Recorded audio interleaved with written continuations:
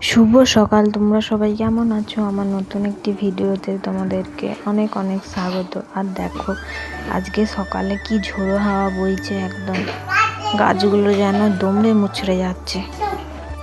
ছেলে আমার ঘুমাচ্ছে, তাই আমি ভাবলাম ফুলটা তুলে নিয়ে আসি। দেখো ভয়েস দিচ্ছি আর আমার ছেলে বাড়িতে থালা বাসন নিয়ে একদম দ্রুম দারুম করছে। এখানে আমার সব ফুল তোলা হয়ে গেছিল। আর দেখো কত ঝড় দিয়েছে, মনে হচ্ছে গাছগুলো ভেঙে পড়ে যাবে। আর আকাশটাও দেখো কত সুন্দর লাগছে।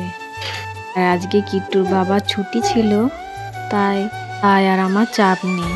কিট্টুর বাবাই ও সব কাজ করে দেবে। যেমন কিট্টুর বাবা বলবে ওকে শুধু খাইয়ে দাও, তারপরে আমি আছি। এখানে আমার কিট্টুকে খাওয়ানো হয়ে গেছিলো, তাই বাসনগুলো আমি ধুয়ে নিচ্ছি।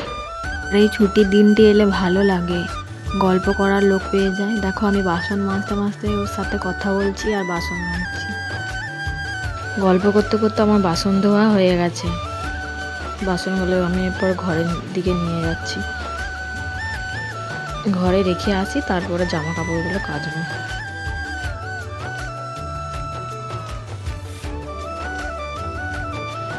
আর মেঘটা প্রচুর করে আছে, বৃষ্টি হবে। আমি ভাবছিলাম যে জামা কাপড়গুলো কাচবো না কেচেই দিই। জামাগুলো আবার জড়ো করে রাখলেও ভালো লাগে না, মনে হয় কখন কাচবো, তার থেকে কেচে ধুয়ে মেলে দিই। এখানে আমার দেখো কাচাও হয়ে গেছে, জামা কাপড়গুলো মেলে দিই। আর আকাশটা একদম অন্ধকার করে আসছে দেখো। আর তোমাদেরকে তো বলাই হয়নি, আজকে আমাদের একটা নেমন্তন্ন বাড়ি আছে, মানে কিট্টুর বাবার বন্ধুর ছেলের অন্নপ্রাশন আছে, আর আমরা যাব। তাই ভাবছি বৃষ্টি হয়ে গেলে সেই সময়ে কি করে যাব, আর ভেবে লাভ নেই, সেই সময়টাই আসুক। আর দেখো ঝড়ে একদম সারা ঘর ধুলোয় ভর্তি হয়ে গেছে। অন্যদিন আমি ভিডিও করি, তাই কিট্টুর বাবাকে বললাম আজকে তুমি একটু ভিডিও করে দাও।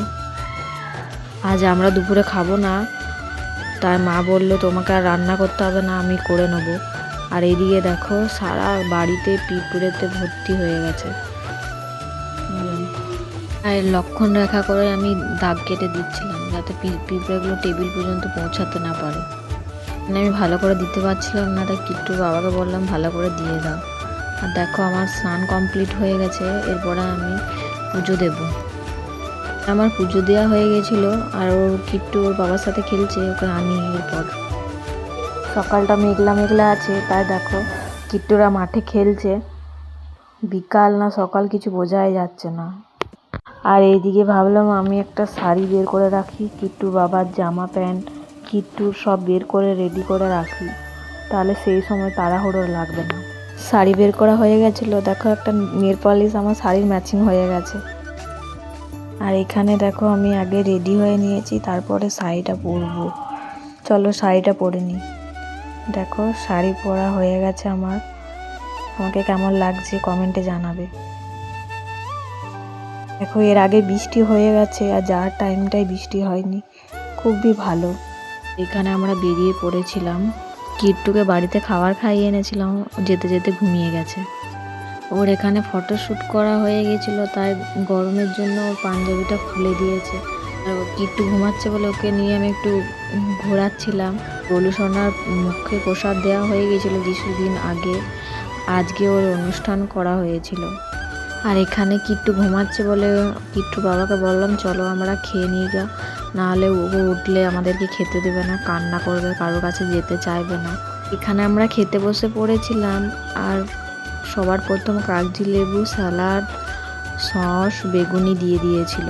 পরে ছিল কমলা রাইস আর চানা পনির, দিয়েছিল ভাত, ডাল, পোস্ত আর চিকেন কষা। তারপরে ছিল চাটনি, পাঁপড়, ছিল রসগোল্লা, তারপরে ছিল পায়েসটা খেতে খুব সুন্দর লাগছিল, আর ছিল কর্নেটো আর হজমোলা চকলেট।